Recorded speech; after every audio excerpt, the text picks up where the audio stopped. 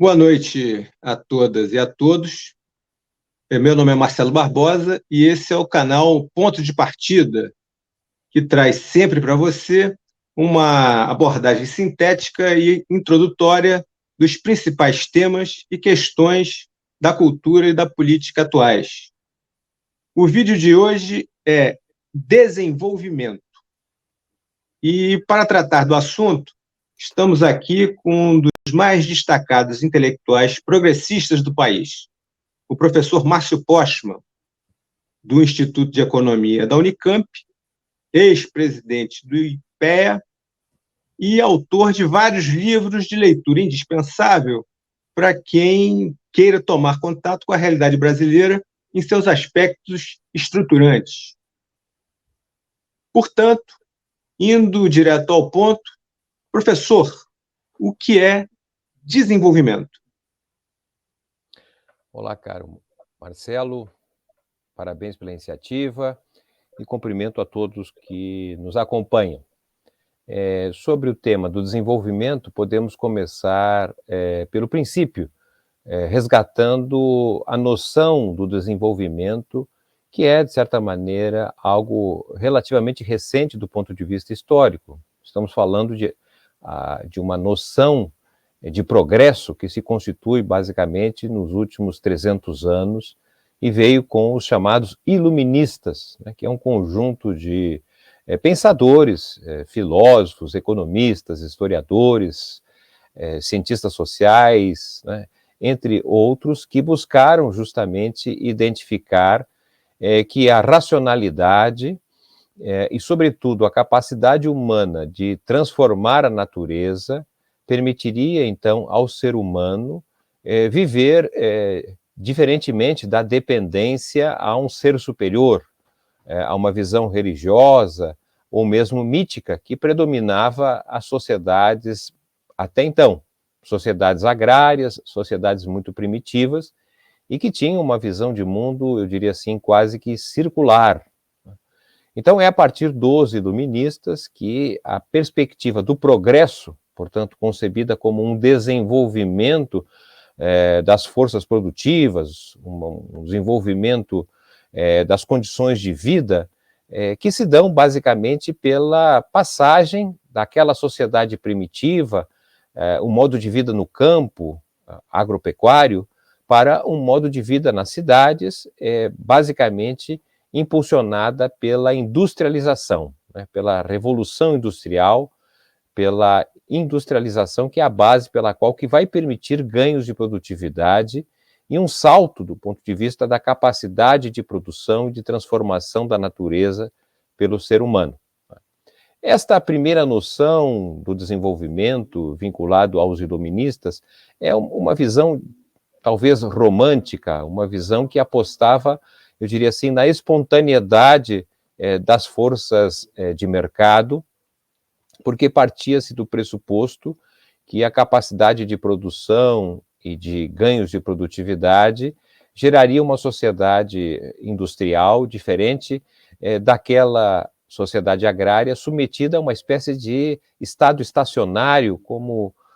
um estudioso, um economista inglês, David Ricardo, identificava, porque para ele as sociedades agrárias estavam vinculadas a ganhos de produtividades decrescentes, porque a população vivia no campo e à medida que crescia a população se buscavam novas terras e geralmente as novas terras não tinham a mesma fertilidade que a anterior e, portanto, haveria ganhos de produtividade, porém decrescentes quando comparado com as terras originárias. E com a indústria, com a revolução industrial, com a divisão do trabalho, a especialização das atividades humanas, se permitiu ganhar tempo do ponto de vista da capacidade de se produzir mais. Mas esta visão do espontaneísmo do desenvolvimento foi rapidamente contestada justamente na Europa, porque países considerados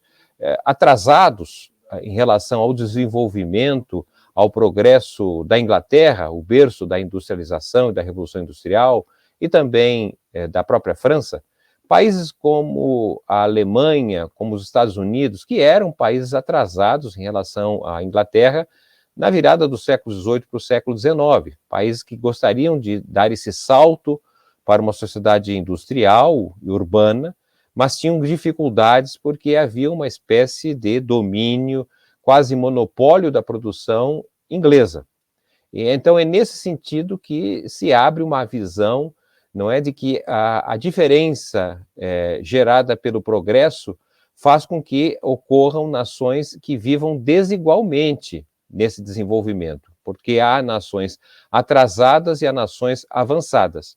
E a superação desse atraso não ocorreria naturalmente pelas forças de mercado, pelo contrário, exigiria a presença de um Estado forte, com capacidade de proteger da competição, especialmente no espaço nacional. Esta mensagem que List, um economista estudioso alemão, apresenta, né, como saída para enfrentar a competição inglesa, como também Hamilton, um ministro do governo nos Estados Unidos, que defende justamente para que haja industrialização nos Estados Unidos é necessário uma certa proteção, pelo menos temporária, nas indústrias nascentes dos Estados Unidos.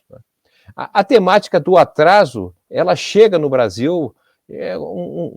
tardiamente. Basicamente, isso ocorre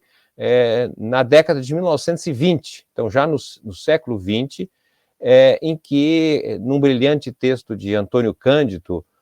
Literatura e Subdesenvolvimento, que ele chama a atenção para o fato que há uma visão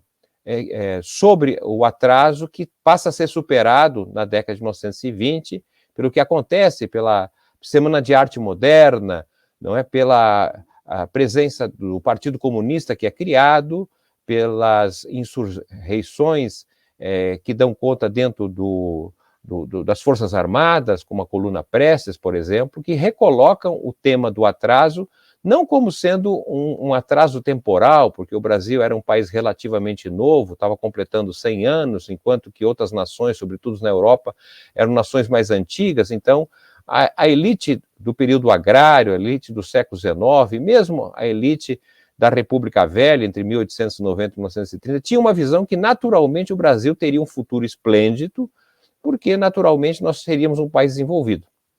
E a visão que se cria ali a partir da década de 1920 é uma visão de que o Brasil continuará atrasado se não mudar a sua relação com o mundo,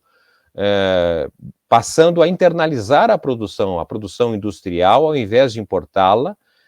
e não mais depender exclusivamente da produção de bens primários, né? Havia, inclusive, uma visão de que o Brasil, ali no início do século passado, era um país produtor de sobremesas, porque os nossos produtos de exportação eram o café, o cacau, por exemplo, né? Produtos importantes, mas não eram essenciais, evidentemente, do ponto de vista do desenvolvimento.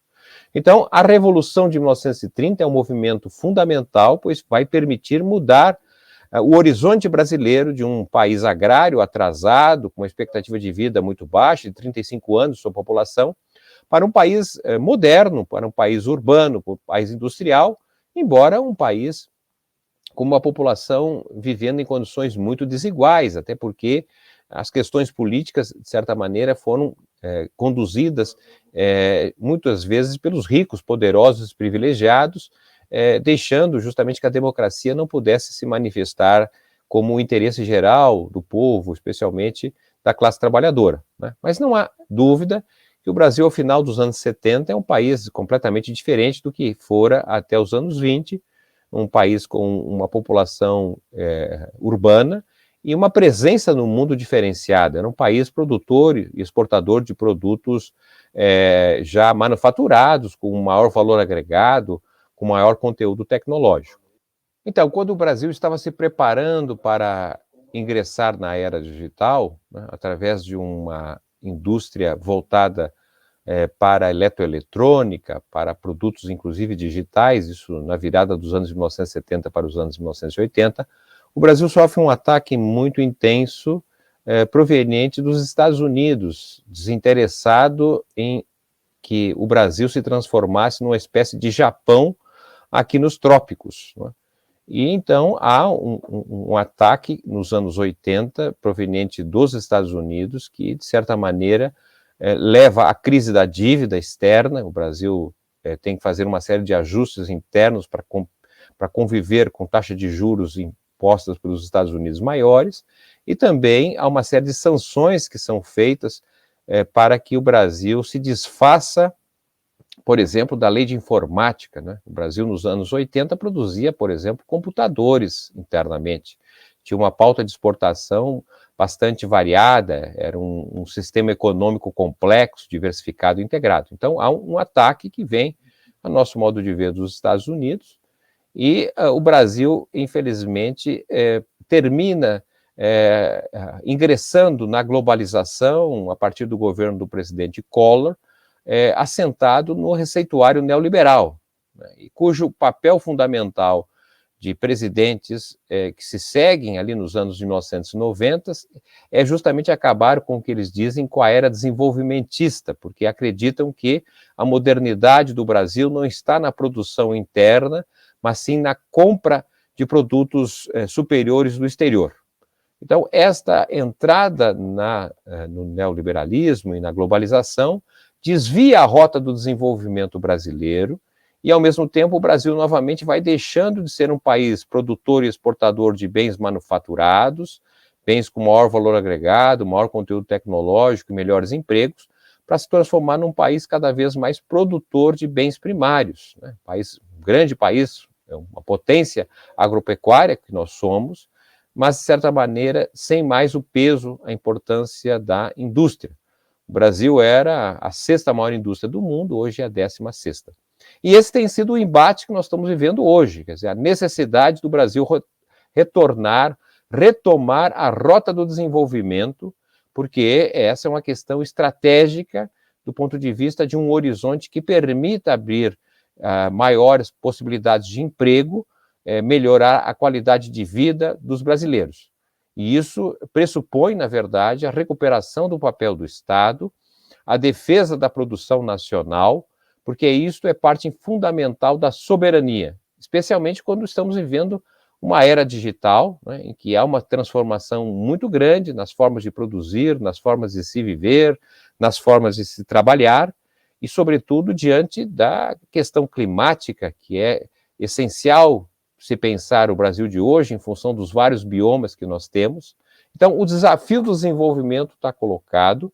e eu acredito que é papel das gerações de brasileiros nas mais diferentes idades entender a importância do desenvolvimento e, ao mesmo tempo, se engajar nesta luta para que o Brasil, de fato, possa recuperar a estratégia do desenvolvimento, porque é por aí que nós poderemos ser, de fato, uma nação mais forte, justa e soberana. Após esse excelente ponto de partida, nós gostaríamos, professor, que o senhor nos fizesse sugestões de leitura capazes de aprofundar esse tema que a gente começou a tratar hoje. Muito bem. De fato, nós temos uma grande literatura brasileira, latino-americana e estrangeira de outros países, e que, de certa maneira, para aqueles que estão interessados em ampliar o seu conhecimento e de forma uma leitura mais simples, eu recomendaria um dos principais autores desenvolvimentistas brasileiro, que é Celso Furtado. Ele tem vários livros, Formação Econômica do Brasil, mas há um livro que é muito interessante, até porque ele discute o problema ambiental mais recente, que é Os Mitos do Desenvolvimento, um livro dos anos 70, muito atual nos dias de hoje. Mas também há um outro livro que recomendo de sua leitura fácil e que dá uma interpretação também histórica que me parece necessária para entender também os percalços, as dificuldades do desenvolvimento num país com as características brasileiras, e seria o livro do Caio Prado Júnior, Formação do Brasil Contemporâneo. Esses 2 livros já seriam um bom começo para aqueles que são interessados em retomar o tema do desenvolvimento. Muito obrigado, professor Márcio, pela sua participação. Nós estamos agora já nos despedindo, e quem gostou, por favor, curta e se inscreva no canal. Então, até a próxima.